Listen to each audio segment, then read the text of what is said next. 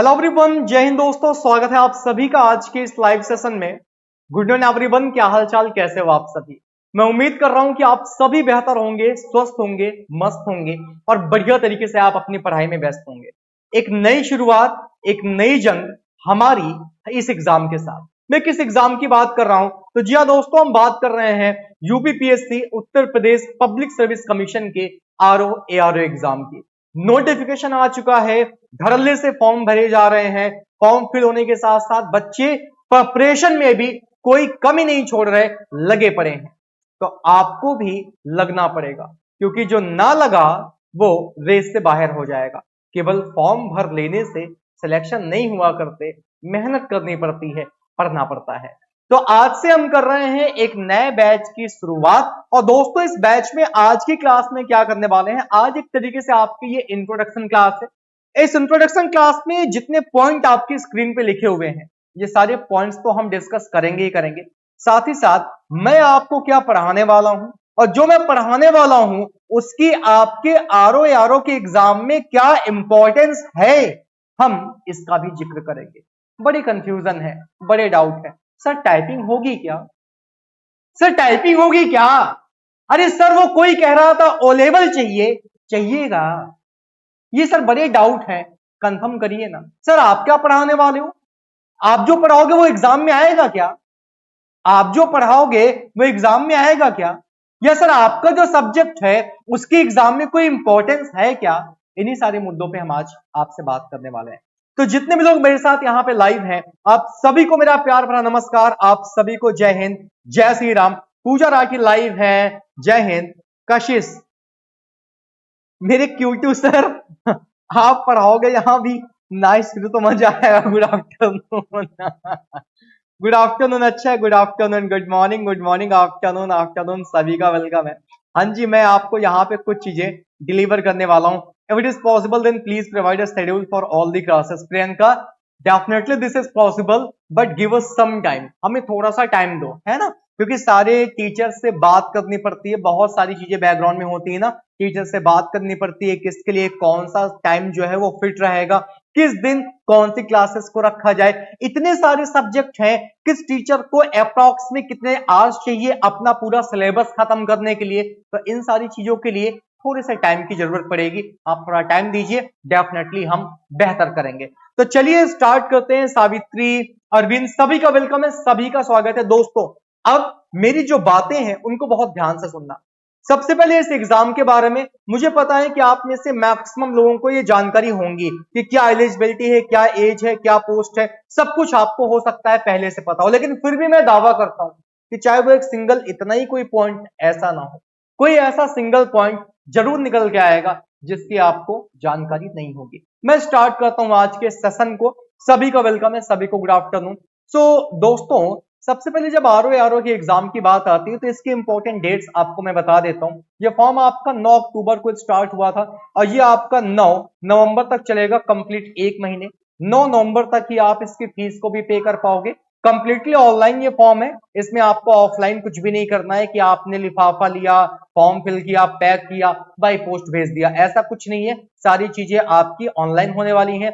Exam date आयोग ने नहीं बताया है और ना ही उसने एडमिट कार्ड के बारे में बताया है, तो एडमिट कार्ड एग्जाम के पहले आ जाएगा। मोस्ट प्रोबेबली ये माना जा रहा है कि फरवरी या मार्च में आपका एग्जाम हो जाएगा। इस एग्जाम को जब आप इस फॉर्म को फिल करोगे तो जितने भी जनरल, ओबीसी और ईडब्ल्यूएस वाले कैंडिडेट हैं, इकोनॉमिकली वीकर सेक्शन वाले, आपको 125 रुपए पे करना पड़ेगा। एससी एसटी वाले आपको 65 रुपए का पेमेंट करना पड़ेगा। जो फिजिकली हैंडीकैप्ड है उनको 25 रुपए का पेमेंट करना पड़ेगा। एज की बात करेंगे, एज में बड़ा लोगों को डाउट रहता है दोस्तों। 1 जुलाई 2023, 1 जुलाई 2023 तक आपकी जो उम्र है वो 21 से 40 के बीच में होनी चाहिए। यानी कि कम से कम आप 21 के हो जाने चाहिए, और अगर आपकी एज ज्यादा है तो आप 40 से ज्यादा ना होने पाओ। ये बड़ा डाउट होता है लोगों का। अब जैसे एक बच्चा पता है क्या लिखेगा, एक बच्चा कहता है सर मेरा जो डेट ऑफ बर्थ है, मैं बौद्ध हुआ हूं 2 जुलाई को, और सर 1 जुलाई 2023 तक मेरी जो उम्र है वो 20 साल आ रही है, 20 साल। यानी कि अगर मैं एक दिन पहले पैदा हुआ होता तो मैं सर 21 का हो जाता। तो दोस्त, you are not eligible for this exam.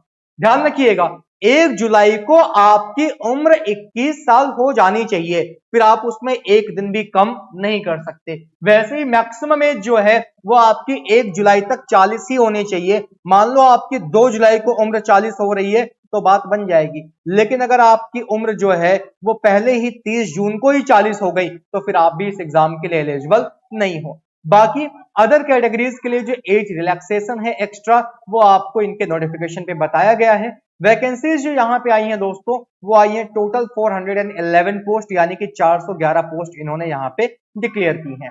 आगे चलेंगे, अगली बात करेंगे, ध्यान से एक एक बात को सुनते जाइएगा।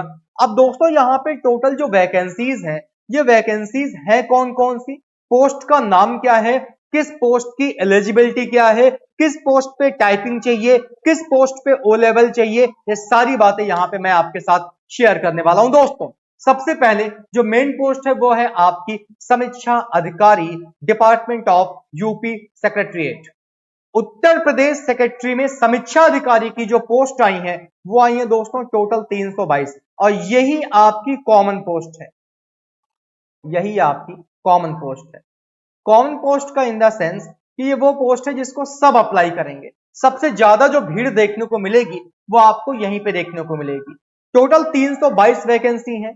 आपके पास एक बैचलर डिग्री होनी चाहिए, फिर चाहे आपने बीए किया हो, आपने बीकॉम किया हो, आपने बीएससी किया हो या आपने बीटेक किया हो। आप हिंदी ले रखे थे, इंग्लिश था, इकोनॉमिक्स था, जियोग्राफी था, पॉलिटिकल साइंस थी, केमिस्ट्री था, फिजिक्स था, मैथ था, डजंट मैटर।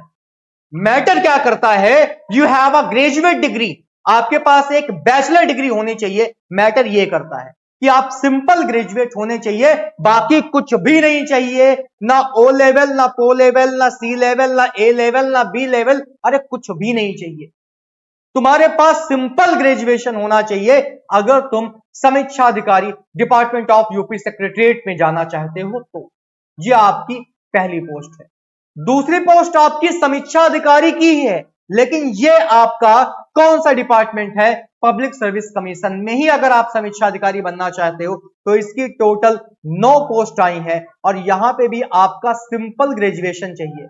सिंपल ग्रेजुएशन कि आपके पास बैचलर डिग्री होनी चाहिए, यूनिवर्सिटी ऑफ इंडिया की रिकॉग्नाइज्ड यूनिवर्सिटी होनी चाहिए, यूजीसी की रजिस्टर्ड, सिंपल ग्रेजुएशन आपने कर रखा है, आप इसको फिल कर सकते हो। और तीसरा आपके समीक्षा अधिकारी की पोस्ट है जो कि रेवेन्यू डिपार्टमेंट में है, और रेवेन्यू डिपार्टमेंट में जो समीक्षा अधिकारी की पोस्ट आई है वो आई है 3। यहां पे भी आपको बैचलर डिग्री ही चाहिए, किसी भी यूनिवर्सिटी से रिकॉग्नाइज्ड यूनिवर्सिटी होनी चाहिए। ये 3 जो पोस्ट है ना, ये कॉमन पोस्ट है। आप कहोगे सर कॉमन पोस्ट क्या होती है? कॉमन पोस्ट वो होती हैं जिनके लिए कोई भी अप्लाई कर सकता है। कॉमन पोस्ट का मतलब वो होती हैं जिनके लिए कोई भी अप्लाई कर सकता है। बस फर्क इतना है कि ये अलग अलग डिपार्टमेंट में है। सबसे ज्यादा जो वैकेंसी है वो यूपी सेक्रेटरीट में है, जहां पे 322 वैकेंसी है। बाकी 9 और 3 वैकेंसी जो है वो आपके यूपी पीएससी और department department board of revenue department में आपकी 3 वैकेंसी है। तो ये तो हो गई कॉमन पोस्ट। मैं आप सबके डाउट्स पे आऊंगा इस पूरी बात को एक बार खत्म करने के बाद। अब दोस्तों समीक्षा अधिकारी के बाद ये तो आरओ की बात हो गई, रिव्यू ऑफिसर। अब हम बात करेंगे एआरओ की, सहायक समीक्षा अधिकारी। तो जब सहायक समीक्षा अधिकारी की बात आती है तो इन्हीं डिपार्टमेंट्स में सहायक समीक्षा अधिकारी की भी पोस्ट आई है, जिसमें से सहायक समीक्षा अधिकारी यूपी सेक्रेटरीट की 40 पोस्ट है। सहायक समीक्षा अधिकारी डिपार्टमेंट ऑफ रेवेन्यू में 23 पोस्ट है। सहायक समीक्षा अधिकारी डिपार्टमेंट ऑफ यूपीपीएससी में 13 पोस्ट है, और सहायक समीक्षा अधिकारी अकाउंट्स में आपकी 1 पोस्ट है। लेकिन ये दोस्तों आपकी अनकॉमन पोस्ट है। आप कहोगे सर ये अनकॉमन पोस्ट कौन कौन सी होती है? सर ये अनकॉमन पोस्ट कौन कौन सी होती हैं?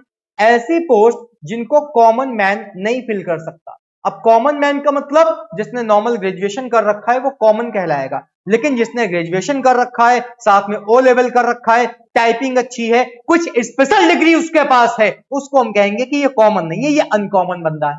तो दोस्तों अगर आप सहायक समीक्षा अधिकारी के लिए जा रहे हो, अगर आप एआरओ की पोस्ट के लिए जा रहे हो, तो ए लेवल कह रहा हूं, ओ लेवल एग्जाम आपके पास होना चाहिए। वो चाहे आपका सेक्रेटरिएट का डिपार्टमेंट हो, ये वाला डिपार्टमेंट, चाहे आपका रेवेन्यू डिपार्टमेंट हो, और चाहे आपका डिपार्टमेंट ऑफ यूपीपीएससी हो, इन तीनों में आपके पास ओ लेवल सर्टिफिकेट होना चाहिए।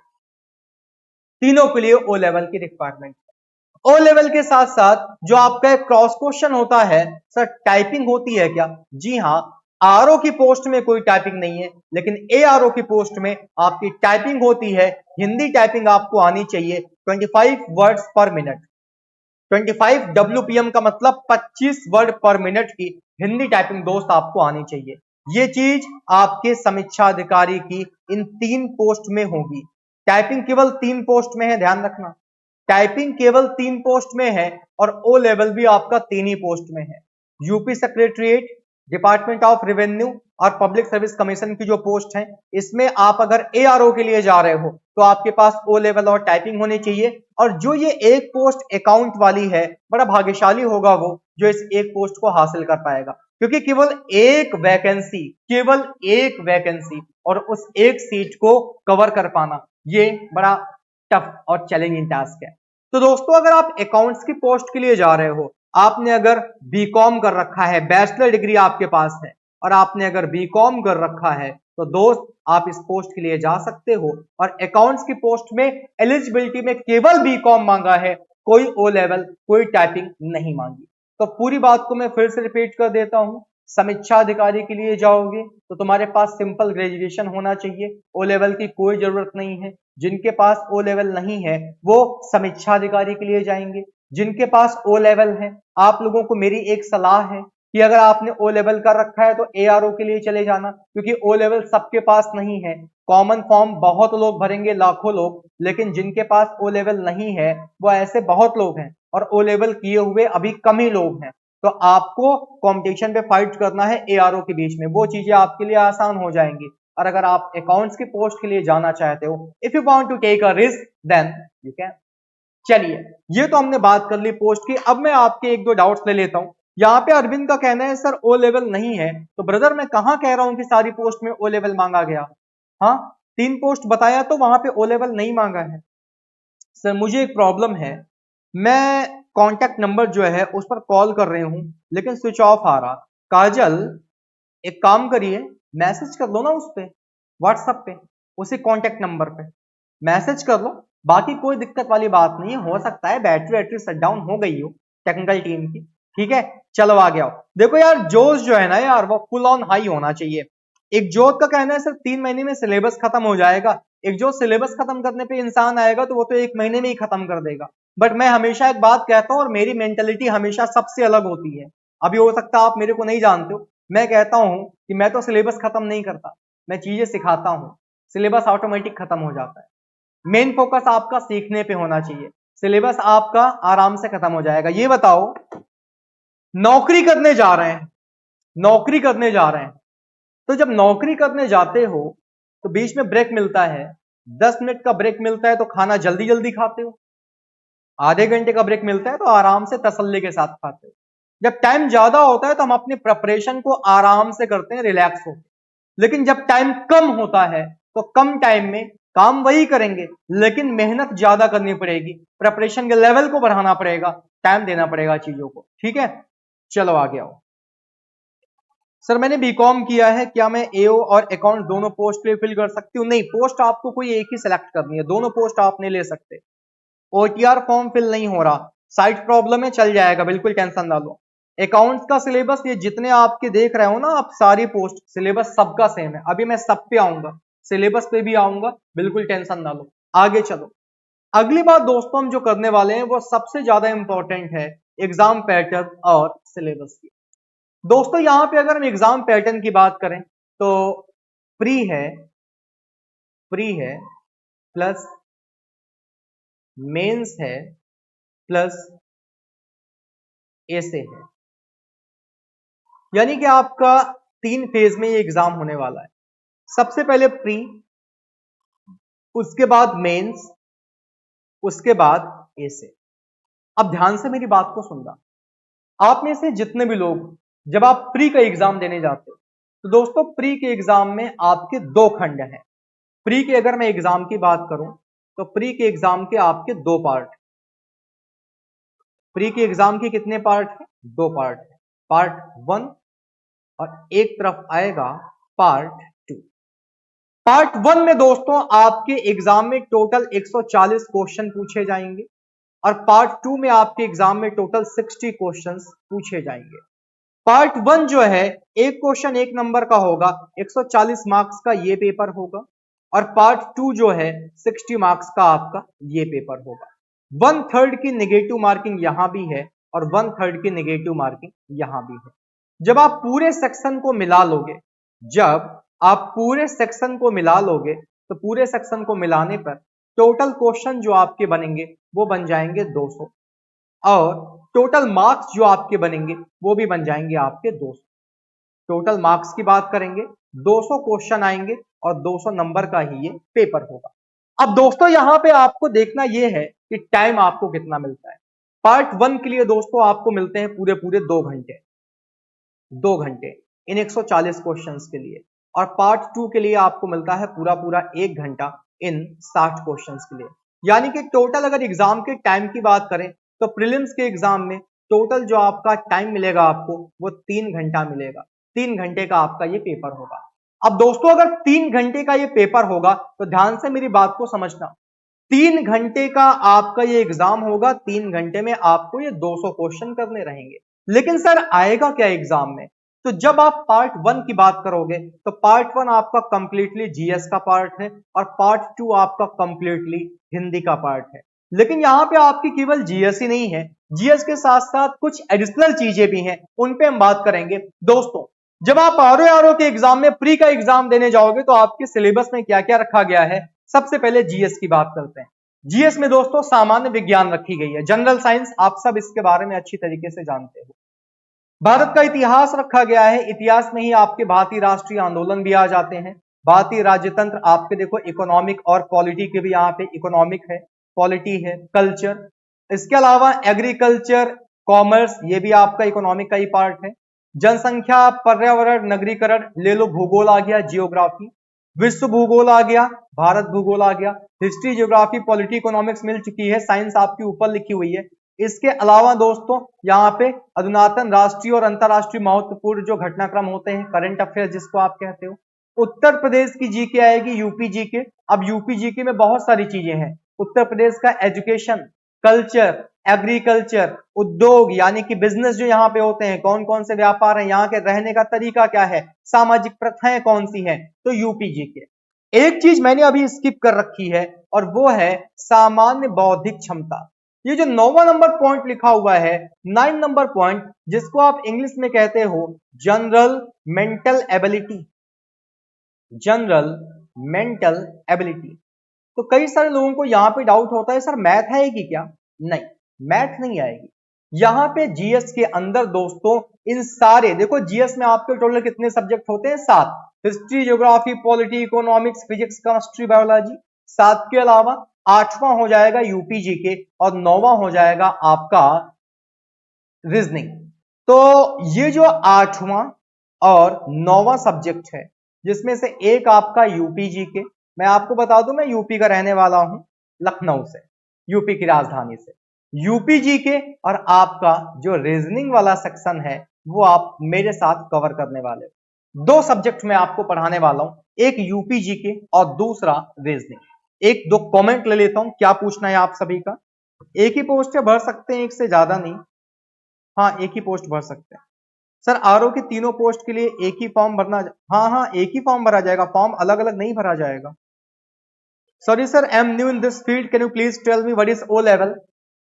सिमरन, ओ लेवल एक कंप्यूटर का डिप्लोमा है।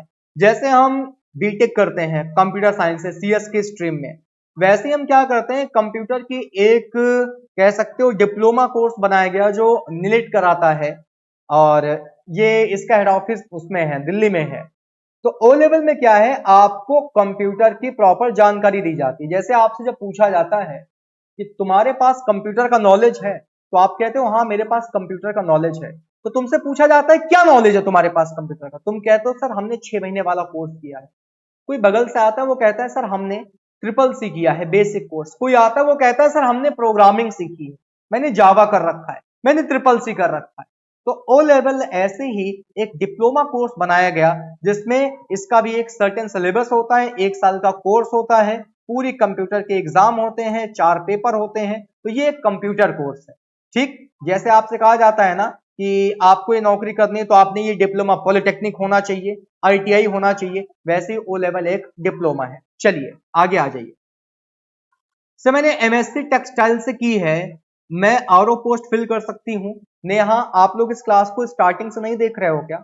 मैंने MSc का जिक्र ही नहीं किया सिस्टर। मैंने कहा आपका ग्रेजुएशन होना चाहिए, आपका ग्रेजुएशन होना चाहिए। तो MSc तो आप PG पहुंच गए, ग्रेजुएशन है ना तुम्हारा, और ग्रेजुएशन है तो दुनिया का कोई भी सब्जेक्ट होगा चल जाएगा। Main thing is your graduation. आपका ग्रेजुएशन कंप्लीट होना चाहिए, फिर चाहे वो किसी भी सब्जेक्ट में हो, डजेंट मैटर। ठीक है सर, आप रीजनिंग इंग्लिश में पढ़ाते हो, मैं हिंदी मीडियम से हूं इसलिए रीजनिंग कम समझ आती है। आदित्य किसने कहा मैं इंग्लिश में पढ़ाता हूं? भाई मेरा कंटेंट बाइलिंगुअल होता है। आदित्य यार कैसी बात कर रहे हो ब्रदर, हिंदी और इंग्लिश दोनों लैंग्वेज में क्वेश्चन होते हैं, बोलता हिंदी में हूं। कब मैंने तुमने देख लिया कि मैंने इंग्लिश में पढ़ाई? आज तक मेरी उम्र बीती जा रही, मैंने कभी इंग्लिश में कोई क्लास नहीं ली। ठीक है अनीस, वो भी आपको पता चल जाएगा कि हर टीचर से आपकी मुलाकात हो जाएगी, हर टीचर अपना अपना इंट्रो लेके आपके सामने आएगा, मैं आपके सामने अपने सब्जेक्ट का इंट्रो लेके आ रहा हूं। तो चलो अच्छा ये बताओ, प्रीलिम्स में ये चीज क्लियर कि GS में क्या क्या आएगा? आपने कहा हिंदी में इन्होंने क्या कर रखा है, हिंदी में देखो 60 क्वेश्चन है, और 60 क्वेश्चन को इन्होंने क्या किया, 10-10 क्वेश्चन पे डिस्ट्रीब्यूट कर रखा है। 10 विलोम, 10 वाक्य और वर्तनी, अनेक शब्दों के एक शब्द 10, तत्सम तद्भव 10, विशेष विशेषण 10, पर्यायवाची 10, टोटल 60 क्वेश्चन 60 नंबर।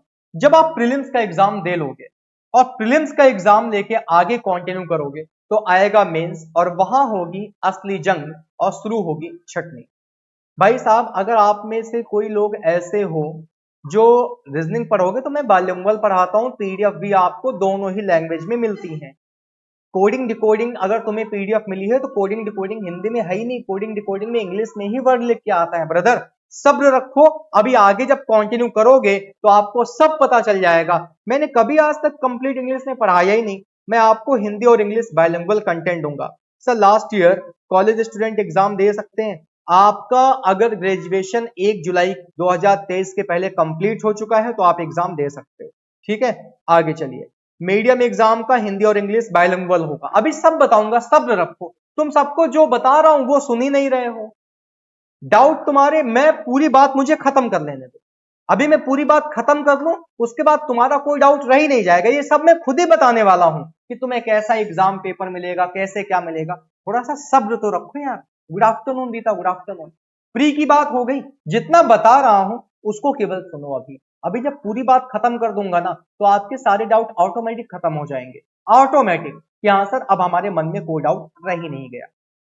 तो जब आपने प्री का एग्जाम दे लिया, आपने देखा प्री में GS हिंदी आएगी, GS के अलावा रीजनिंग का भी सेक्शन आपको देखने को मिला, और सर ये हमने देख लिया, हाँ भाई प्री का एग्जाम हो गया।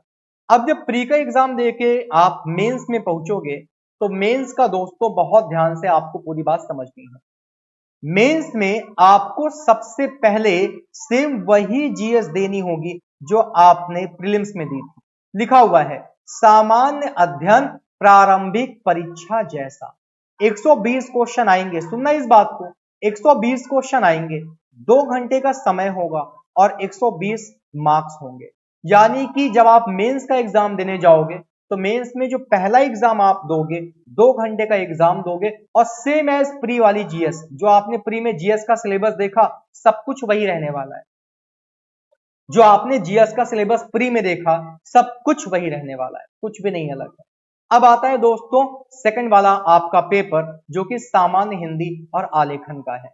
यहां पे सामान्य हिंदी के अंदर 2 खंड बनाए गए हैं, पहले हम खंड 1 की बात करेंगे, फिर हम खंड 2 की बात करेंगे। मेंस के एग्जाम की मैं बात बता रहा हूं, ध्यान से सुनना। आप पहुंचे एग्जाम सेंटर, अंदर गए, आपको पहले पेपर दिया जाएगा GS का, ये 2 घंटे का पेपर होगा। इस 2 घंटे के पेपर में आपको GS के 120 क्वेश्चन मिलेंगे, 120 नंबर का ये पेपर होगा, खत्म। अब आपको हिंदी का पेपर मिलेगा, हिंदी के पेपर में 2 खंड होंगे। कितने पार्ट होंगे? 2 खंड। हिंदी के पेपर में 2 खंड होंगे, तो बहुत ध्यान से मेरी बात को समझना। हिंदी के पेपर में आपको जब 2 खंड मिलेंगे, उसमें पहला खंड क्या है और पहले खंड में क्या क्या आने वाला है, सुनना। पहला खंड जो है वो आपका दोस्तों सब्जेक्टिव होता है। 2.5 घंटे का पेपर होगा ये। पहला खंड की बात कर रहा हूं, 2.5 घंटे का पेपर होगा, 100 क्वेश्चन, 100 नंबर का पेपर होगा। यहां पे क्वेश्चन क्या आएंगे? आपने देखा होगा जब हम 9th 10th 11th 12th में थे तो हमें गद्यांश पद्यांश दिए जाते थे, बड़े बड़े पैसेज आते थे, उन पैसेजेस में से क्वेश्चन हमें लिखने होते थे। वो जो गद्यांश पद्यांश आते थे जिसमें पूछता था लेखक का शीर्षक क्या है, ऐसे करके क्वेश्चन आते थे ना। गद्यांश पद्यांश वाले दोस्तों आपको यहां से क्वेश्चन मिलेंगे जिसमें शीर्षक, सारांश, ये सारी चीजों की आपको व्याख्या करनी पड़ेगी। 21 नंबर का ये सेक्शन होगा। 12 नंबर का एक क्वेश्चन, 6 नंबर का एक क्वेश्चन, 3 नंबर का एक। शीर्षक आएगा 3 नंबर का, सारांश लिखने के लिए 6 नंबर मिलेंगे और रेखांकित अंशों की व्याख्या करने के लिए 12 मिलेंगे। खत्म। यानी कि आपको एक गद्यांश दे दिया जाएगा, उस गद्यांश का शीर्षक आपको बताना होगा, उसका सारांश आपको निकालना पड़ेगा, उसमें वो कुछ अंडरलाइन कर देगा और अंडरलाइन करके आपसे कहेगा कि इसकी व्याख्या करिए। इसके बाद जो दूसरी बात है, दूसरी बात की बात करेंगे तो यहां पे आपको किसी सरकारी पत्र का सारणी रूप जो है टैबुलर फॉर्मेट में सार लेखन करना होगा। कि मान लो सरकारी पत्र का मतलब क्या होता है, जैसे मान लो आपके एरिया में एसबीआई बैंक है, एसबीआई बैंक में क्या हुआ, जो प्रिंटिंग मशीन है पासबुक प्रिंट करने की, यार वो खत्म हो गया। मैं जितना बता रहा हूं उतना सुनो, तुम सब अपना ही दिमाग लगाते हो तो लगाते रहो। मैं तुमसे बार बार कह रहा हूं, यहां पे मैंने क्या बताया कि सेम एज प्रारंभिक परीक्षा जैसा। मेरे भाई बीच पे डिस्ट्रैक्ट कर दोगे ना तो तुम्हें भी डाउट रह जाएंगे, और जिस तरीके से मैं तुम्हें चीजें बता रहा हूं मैं नहीं चाहता तुम्हें कोई डाउट हो। क्या पहला पेपर आपका डिस्क्रिप्टिव है क्या? नहीं ना, ऑब्जेक्टिव है ना। तो जब पहला ऑब्जेक्टिव है तो यार दूसरा भी ऑब्जेक्टिव होगा। देखो लिखा हुआ है प्रारंभिक परीक्षा जैसा, क्यों कंफ्यूज हो रहे हो एक जोर? ऑब्जेक्टिव होगा, सब्जेक्टिव नहीं होगा। लिखा हुआ है प्रारंभिक परीक्षा जैसा, आपके सामने लिखा हुआ है। तो दोस्तों जब हम सेकंड पेपर को दे रहे होंगे हिंदी वाले को मेंस के एग्जाम में, तो हमें गद्यांश मिला, हमने कर लिया। किसी को नहीं पता होगा ये क्या होता है, जैसे आपके बैंक मतलब लोकल एरिया में बैंक में पासबुक प्रिंटिंग मशीन खराब हो गई, तो आपसे कहा जाएगा कि आप एक गवर्नमेंट को लेटर लिख दीजिए या किसी भी मतलब गवर्नमेंट ऑफिसर को एक लेटर लिख दीजिए, और वो लेटर आपको टैबुलर फॉर्म में लिखना होगा। अब टैबुलर फॉर्म में लेटर कैसे लिखना होता है ये आपको फैकल्टीज बताएंगी, उसकी टेंशन आप ना लो। ये आपके 15 नंबर का होगा, 21 नंबर का गद्यांश आएगा, 15 नंबर का आपका ये पत्र आएगा।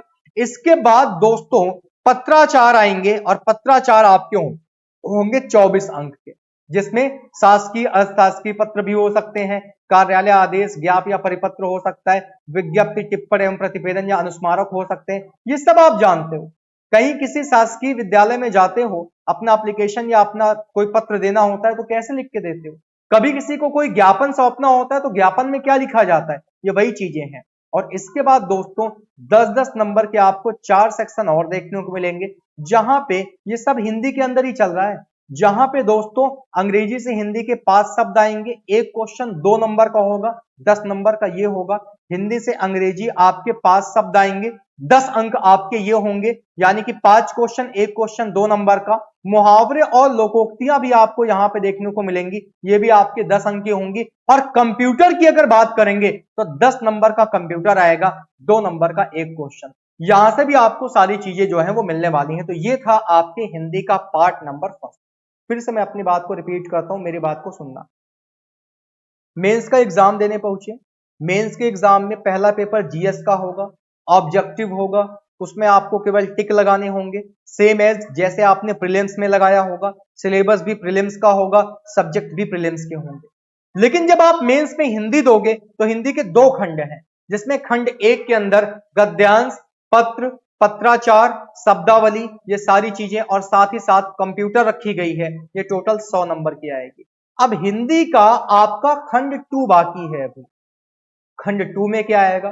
खंड 2 दोस्तों आपके आधे घंटे का एग्जाम होगा, और इस आधे घंटे के एग्जाम में आपको जो क्वेश्चन दिए जाएंगे वो दिए जाएंगे कितने, तो यहाँ पे साफ साफ लिखा हुआ है 6 विलोम शब्द दिए जाएंगे, 6 वाक्य दिए जाएंगे, 6 शब्द दिए जाएंगे, अनेक शब्दों के एक शब्द वाले, तत्सम तद्भव 6 दिए जाएंगे, विशेष्य और विशेषण 6 दिए जाएंगे। एक क्वेश्चन 2 नंबर का होगा और 12-12 नंबर करके 60 नंबर का ये पेपर हो जाएगा। टोटल क्वेश्चन आपके 30 होंगे। ये आपके मेंस का एग्जाम हो गया। अब जब मेंस का एग्जाम हो जाएगा तब सबसे लास्ट में आप आओगे और ऐसे वाला जो आपका सेक्शन है अब वो आता है। अब आता है दोस्तों हिंदी निबंध। हिंदी निबंध की अगर बात करेंगे तो यहाँ पे आपको 3 निबंध लिखने होते हैं 40-40 नंबर के। जो निबंध आपको लिखने होते हैं 3 निबंध लिखने होते हैं। 3 घंटे का समय होता है। 40 नंबर का एक निबंध होगा तो 120 नंबर का आपका टोटल पेपर बनता है। आपको एग्जाम पेपर में 3-3 ऑप्शन दिए जाएंगे। सुन लेना इस बात को, इसमें बड़ा डाउट होता है। 3-3 टॉपिक दिए जाएंगे, 3 में से कोई एक लिखना है। जैसे मान लो मेरे सामने यही पेपर आ गया, पेपर में लिखा है साहित्य, संस्कृति, सामाजिक क्षेत्र, राजनीतिक क्षेत्र, तो मैं 3 में से किसी एक पे निबंध लिखूंगा। 600 शब्द सीमा मिनिमम होनी चाहिए। तुम 600 के ऊपर कितना लिखते हो डजंट मैटर, लेकिन मिनिमम 600 शब्द तुम्हें लिखने पड़ेंगे 40 नंबर का। फिर मैंने देखा अगला विज्ञान, पर्यावरण, प्रौद्योगिकी, आर्थिक क्षेत्र, कृषि, व्यापार, 3 में से किसी एक पे लिखोगे, यहां भी 600 शब्द होने चाहिए मिनिमम 40 नंबर। फिर मैंने देखा राष्ट्रीय, अंतरराष्ट्रीय घटनाक्रम, प्राकृतिक आपदाएं, राष्ट्रीय विकास योजनाएं, ये भी आपका शब्द सीमा 600 और 40 अंक। यानी कि हमें टोटल कितने निबंध लिखने होंगे? 3 निबंध लिखने होंगे और एक ही ऑप्शन नहीं आता है, 3 विकल्प रहेंगे, 3 में से कोई एक करना होगा। अब आप मेरे को प्री मेंस और ऐसे में से जितने डाउट हैं अब पूछो। अब तुम पूछो, तुम्हें कोई डाउट हो। सर वो पत्राचार में उन सब्जेक्ट्स में से किसी एक पत्राचार पर पत्र लिखना होगा ना, कहां पे? इसमें से? नहीं नहीं नहीं नहीं नहीं, 8-8 नंबर के आते हैं ये, 8 8 8, 24 नंबर का टोटल होगा। 24 नंबर का टोटल होगा, 8-8 का एक आएगा। तीनों अलग टाइप के होते हैं। जैसे आपने सुना होगा कभी कोई विज्ञप्ति निकलती है, विज्ञप्ति का मतलब समझते हो?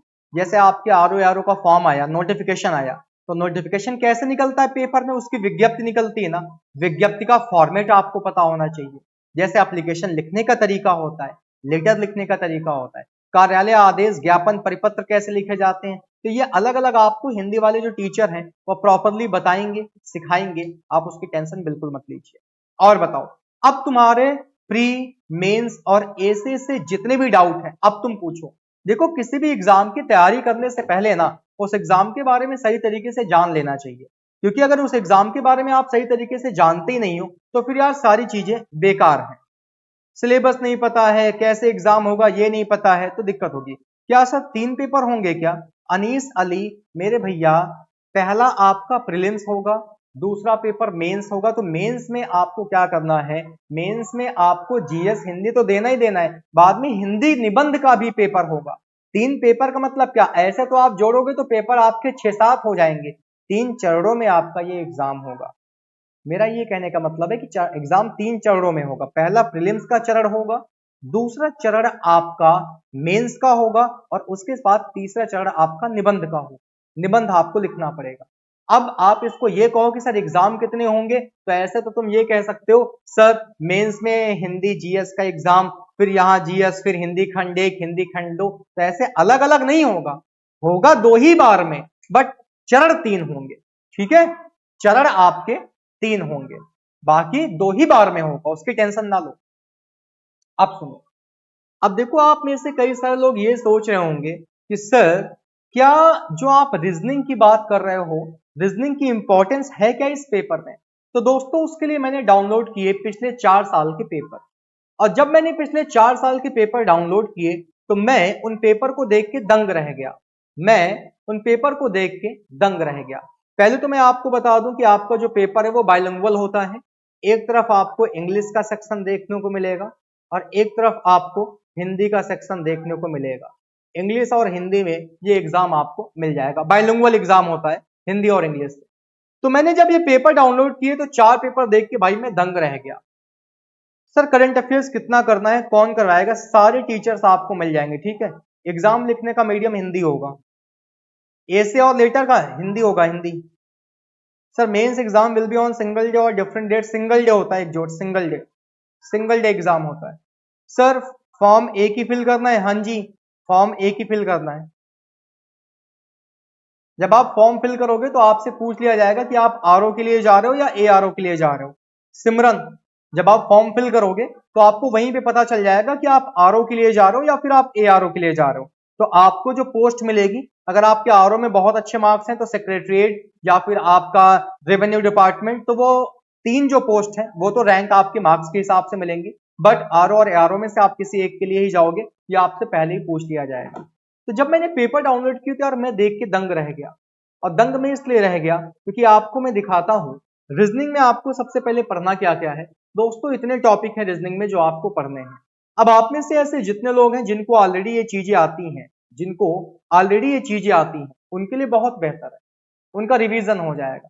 लेकिन जिनको नहीं आती उनको सही तरीके से पढ़ना पड़ेगा, जहां पे आपको अंग्रेजी वर्णमाला, coding decoding, direction, blood relation, order, ranking, number series, missing terms, जो आपका फिगर बन के आ जाता है, टेबल बना देता है, आपको दे देगा 2 4 6 8 2 question mark, missing figure counting, analogy, classification, word formation, logical reasoning भी है और नॉन वर्बल भी।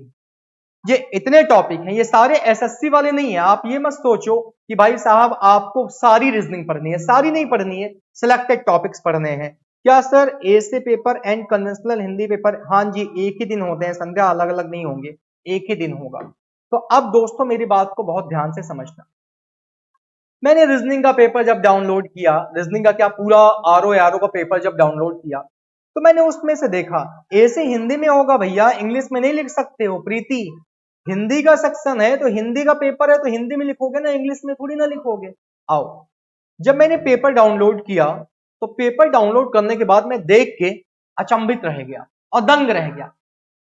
ये जितने क्वेश्चन मैं आपको दिखा रहा हूं ये सारे आपके इसी आरओ के प्रीवियस ईयर पूछे गए पेपर के हैं, इसी पेपर के। डाउनलोड करके देखना। मैंने देखा यार कोडिंग डिकोडिंग है आपके पास, ये रही। मैंने देखा क्लासिफिकेशन है कि इनमें से अलग कौन है, फिगर काउंटिंग है। मैंने देखा कि यहाँ पे इनमें से कौन सा शब्द क्लासिफिकेशन के अंदर आपको ये भी आएगा। आपको कि सर बस केवल 4 क्वेश्चन, आओ आगे चलो। 4 के बाद दोस्तों मेरे को मिला लुप्त संख्या, मिसिंग कैरेक्टर, मेरे को सीरीज मिल गई, लॉजिकल मिल गई, अरे यहां देखो इंग्लिश अल्फाबेट मिल गई, भाई साहब क्लासिफिकेशन मिल गया। 3 2 5 और 4 क्वेश्चन आपके पीछे थे 9। सर बस केवल 9 क्वेश्चन ना, आगे चलो। 3 क्वेश्चन यहां से मिले, सीरीज मिली, ये देखो अरेंज करने वाला क्वेश्चन, ये लॉजिकल। तो दोस्तों अप्रॉक्सीमेट 14 क्वेश्चन, अप्रॉक्सीमेट 14 क्वेश्चन ये हमें देखने को मिले केवल कहां से? रीजनिंग से। तब मुझे समझ में आया कि यार रीजनिंग की इंपॉर्टेंस है। इंपॉर्टेंस इसलिए है, देखो हर कोई जानता है कि यार जीए जनरल अवेयरनेस, जनरल साइंस जो है अथाह समुद्र है, पता नहीं कैसे मार्क्स आ पाए कैसे मार्क्स ना आ पाए। तो हम सब क्या करते हैं, हम सब करते ये हैं कि ऐसे सेक्शन को पकड़ते हैं जहां से गलती होने की संभावना बिल्कुल नील के बराबर, गलती ना होने पाए।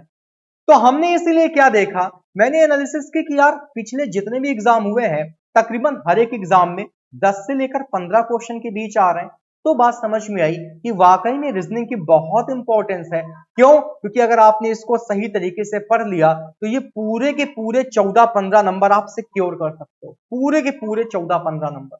इसको हमें कहीं नहीं जाने देना और मैं आपसे वादा करता हूं इसमें मैं आपकी पूरी हेल्प करने वाला हूं। तो रीजनिंग की इंपॉर्टेंस क्या है ये मैंने आपको दिखा दी, रीजनिंग का सिलेबस क्या है ये मैंने आपको दिखा दिया।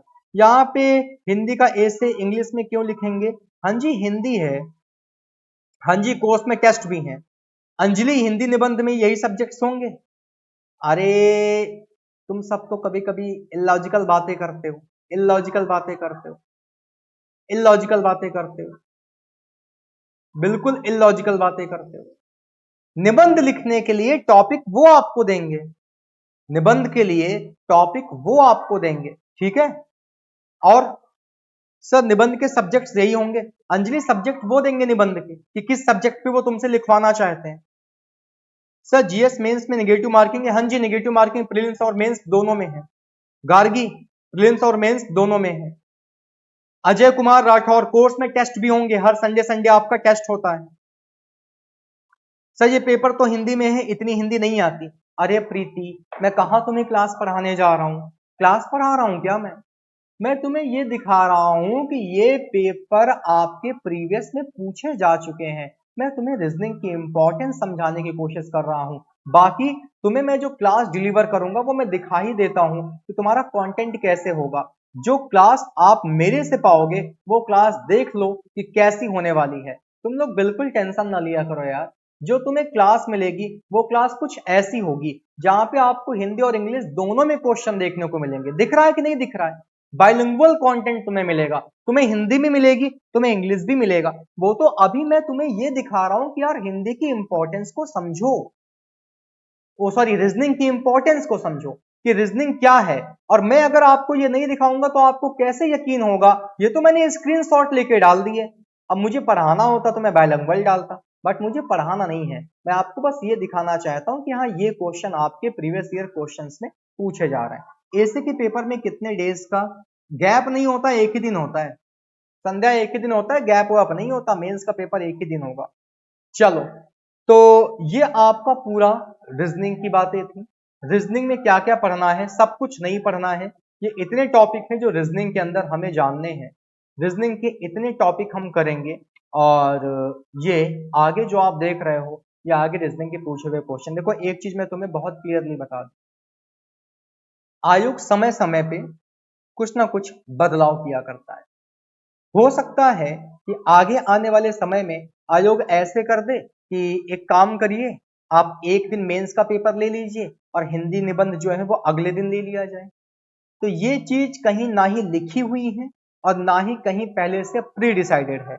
मेंस का पेपर आपका टोटल 400 नंबर का होता है। अभी तक हिंदी एक ही दिन में होता था।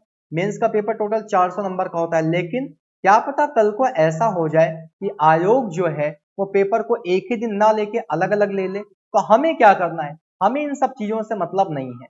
हम अपनी तैयारी करेंगे, हम अपने आप को मजबूत करके लेके चलेंगे। उसको एक दिन कराना होगा, एक दिन में कराएगा। 2 दिन में कराना होगा, 2 दिन में कराएगा। सर जी जीके जीएस का पेपर बहुत हार्ड आता है। जिंदगी में कठिन वही है जिसके बारे में हमें जानकारी नहीं। आपसे मैं कह दूंगा वेबसाइट बनाओ, आप कहोगे सर बहुत कठिन है। क्यों? क्योंकि आपको वेबसाइट बनाने की जानकारी नहीं।